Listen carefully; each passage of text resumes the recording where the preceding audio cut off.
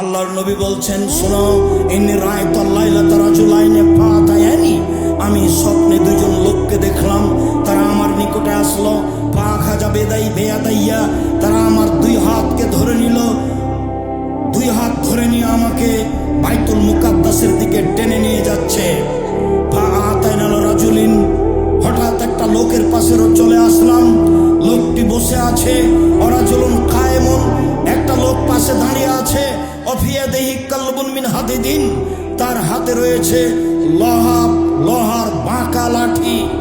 ফায়ুদখিলুহু ফি সিদকিহি, লোহার বাঁকা লাঠি তার মুখের ডান পার্শ্ব দিয়ে ঢুকিয়ে দিচ্ছে, ঢুকে চিরে ফেলছে। হাত্তা ইয়াবলুগা কাফাহু, চিরে পিছন দিকে নিয়ে যাচ্ছে।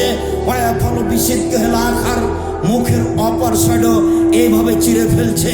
ওয়ায়াউদু সিদকুহু কামা কানা, বাম দিক চিরতে না চিরতেই মুখের ডান দিক আবার ঠিক হয়ে যাচ্ছে।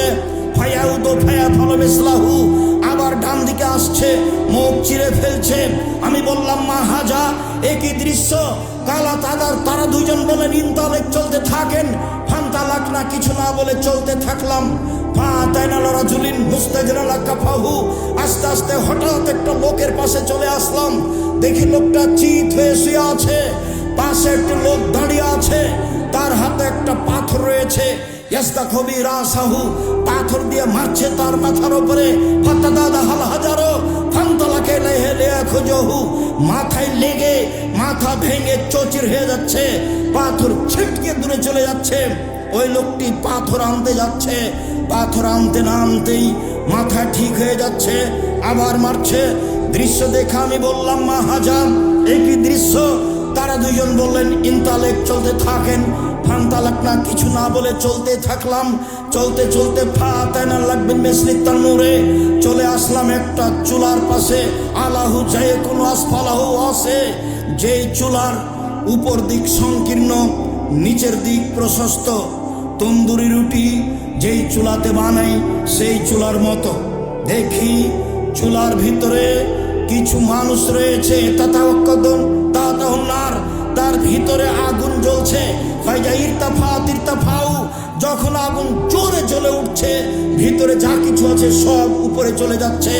ফাইজা খামাদাত রাজাউ মা ফিহা, আর যখন আগুন একটু কমে যাচ্ছে, ওই যা উপরে উঠেছিল তা নিচে চলে যাচ্ছে। উপরে উঠার সময় মনে হচ্ছে বের হয়ে পড়ে যাবে। ফিহারে জ্বালনে সানোরাতুন, তাতে দেখি মহিলা এবং পুরুষ উলঙ্গ অবস্থায় জমা ধরে আছে। আগুন জোরে জ্বললে ধাঁধা ধাঁধা করে উপরে চলে যাচ্ছে জমা অবস্থায়। পরনে কোনো কাপড় নেই, আগুন কমে গেলে আবার নিচের দিকে চলে যাচ্ছে। আমি বললাম, একই। তারা দুইজন বলে, ইনতালেক, চলতে থাকেন। ফান্তালাক না, কিছু না বলে চলতে থাকলাম। চলতে চলতে চলে আসলাম আতালা নাহার মিন দামিন, একটা রক্তের নদীর পাশে। দেখি নদীতে শুধু রক্ত, অন্য কিছু নেই, নদীতে পানি নেই। নদীর পাশে একটা লোক দাঁড়িয়ে আছে, নদীর মাঝামাঝিতে একটা লোক আছে। কুল্লামা আরাদা ইয়াখরুজা, যতবার লোকটা নদী থেকে উঠে যাওয়ার চেষ্টা করছে, পাশে যে লোকটা আছে তার হাতে একটা পাথর আছে, মারছে মুখের ওপরে। মায়ের কারণে লোকটা আবার নদীর মাঝামাঝিতে চলে যাচ্ছে। যতবার উঠার ইচ্ছা করে ততবারই তার মুখের ওপরে পাথর মেরে তাকে রক্তের নদীর মাঝামাঝিতে করে দেয়। আমি বললাম, এ কি? তারা দুইজন বললেন, চলতে থাকেন। চলতে থাকলাম, কিছু না বলে চলে আসলাম একটা সবুজ বাগানের কাছে। বিশাল বাগান, গাছপালা খুব সবুজ। দেখি সেখানে একটা অনেক বড় গাছ, গাছের পাশে একজন বৃদ্ধ মানুষ বসে আছেন, তার সামনে কতগুলি বাচ্চা ছেলে আছে। একটু দূরে একজন লোক আছে, অফিয়াদিহি কাল্লুবুন নারা, তার হাতে একটা লোহার বাঁকা লাঠি রয়েছে। সে বারবার আগুনকে উত্তেজিত করছে। ফাসায়দা বিয়া সাজারা, তারা দুজন আমাকে গাছের উপর দিকে নিয়ে চলে গেলেন মাঝামাঝিতে। পাত খালানি দাঁড়ান, মা রায়তা হাসানা কাত্ত, একটা ঘরে ঢোকালেন। এত সুন্দর ঘর আমি জীবনে কোনোদিন দেখিনি। সেই ঘরে রয়েছে শাবন, যুবক আছে, শাইখন, বৃদ্ধ মানুষ আছে, তারপরে নিশা মহিলা আছে, আর সিবিয়ান বাচ্চা ছেলে আছে, অনেক পুরুষ নারী আছে। ফাখরা জানি, তারা দুইজন আমাকে সে ঘর থেকে বের করে নিলেন। ফাসায়দা বিয়া সাজারা, আয়ালা, উপরে আমাকে নিয়ে চলে গেলেন। ওয়াদখানে দাঁড়ান, আফজল মিনহা, পরের ঘরটি আগের ঘরের চেয়ে অনেক অনেক অনেক বেশি উত্তম। সেই ঘরে রয়েছে যুবক আর সেই ঘরে রয়েছে বৃদ্ধ মানুষ। আমি শেষ পর্যন্ত তাদের দুইজনকে বললাম, এতক্ষণ পর্যন্ত কি দেখলাম তোমরা দুইজন বলে দাও। তারা দুইজন বললো, হ্যাঁ ঠিক আছে, সব আপনাকে বলে দেব। ওই যে আপনি প্রথম লোকটিকে দেখলেন, যে লোকটি মুখের দুই সাইডকে লোহার বাঁকা লাঠি দিয়ে চিরে ফেলা হচ্ছিল, ফরাজুল কাযযাব, সে মিথ্যে কথা বলতো, মিথ্যা আকাশে ছড়িয়ে যেত। ইফলবে ইয়াউমাল কিয়ামা, কিয়ামত পর্যন্ত তার মুখকে এইভাবে চৌচির করা হবে, চিরে ফেলা হবে, কারণ সে মিথ্যা কথা বলতো। মিথ্যা কথা মহাপাপ। তারপরে আপনি দেখলেন যে লোকটা চিত হয়ে শুয়ে রয়েছে, ও হচ্ছে আলেম মানুষ, কোরআন হাদিস জানতো। সে রাতে কোরআন তেলাওয়াত করতো না, দিনে সে অনুযায়ী আমল করতো না, তাই তার মাথাকে ভেঙে চৌচির করে দেওয়া হচ্ছে। তারপর আপনি দেখলেন গর্তে নারী ও পুরুষ উলঙ্গ অবস্থায় জ্বলছে, ধাঁধা করে উপরে চলে যাচ্ছে, আবার নিচের দিকে আসছে। তারা হচ্ছে বেভিচারণী।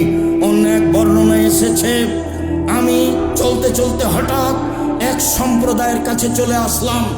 তারা ছিল অনেক মোটা, একবারে 25-30 হাত উঁচু আছে, মোটা মোটা, আর তাদের গায়ে ছিল খুব দুর্গন্ধ।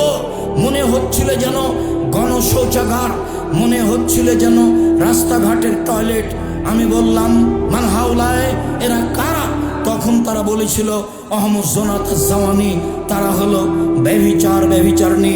সম্মানিত দিনী ভাই বোন, বিষয়টি খুব বেশি ভাবার। এরপরে আমরা চলে আসলাম একটা নদীতে, রক্তের নদীতে যাকে ফেলে রাখা হয়েছে সে হলো সুদখোর। যতবার উঠতে চেষ্টা করছে ততবার তার মুখের উপরে মেরে তাকে রক্তের নদীতে করে দেওয়া হচ্ছে, তাতে তার মুখ ভেঙে চৌচির হয়ে যাচ্ছে। এইভাবে তাকে শাস্তি দেওয়া হবে কিয়ামত পর্যন্ত। সম্মানিত দিনী ভাই বোন, সুদের ফলাফল। বিচারের পূর্বেই সুদ খায় যারা, তাদেরকে রক্তের নদীতে ফেলে দিয়ে এইভাবে বারবার পাথর দিয়ে মারা হবে। বিচারের দিনে যা হবে হবে, তা হবে জাহান্নাম, যা আগেই ঘোষণা হয়েছে। আল্লাহর দয়া ভিন্ন জিনিস। সম্মানিত দিনী ভাই বোন, তারপরে আপনি দেখলেন অনেক বড় একটা গাছ, গাছের নিচে একজন বৃদ্ধ মানুষ, তিনি হচ্ছেন ইব্রাহিম আলাইহিস সালাম। তার সামনে দেখলেন কতগুলি বাচ্চা ছেলে, তারা হচ্ছে মানুষের সন্তান। হিন্দু মুসলমান সবাই হতে পারে।